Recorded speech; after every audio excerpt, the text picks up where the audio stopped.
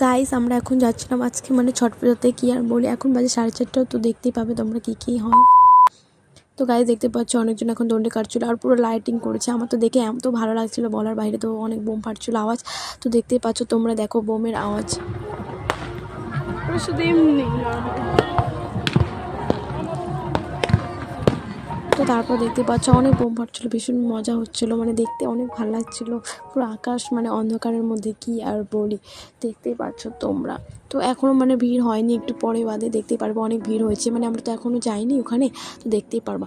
তো দেখতেই পাচ্ছ এখানে কত মানে কি আর বলি, আলোকিত, খুব ভালো লাগছিলো দেখতে। তো গাইস এখানে যে মরণের ভিড়, কি আর বলি, যে পারছে ধাক্কা ধোকা দিয়ে যাচ্ছে বাই দা ওয়ে, কিন্তু ঘাটগুলো খুব সুন্দর লাগছিলো দেখতে পাচ্ছ তোমরা। তো ওখানে না একটা কুলো দিয়ে বানিয়েছে, আমার তো ওটা খুব থেকে মানে খুব খুব ভালো লাগছে আর কি, সবগুলোই ভালো লেগেছে, বাট এটা একটু ইউনিক লেগেছে, খুব সুন্দর লাগছে না? হ্যাঁ, তো দেখতে পাচ্ছ। তো তোমাদেরকে একটু ঠাকুর দেখিয়ে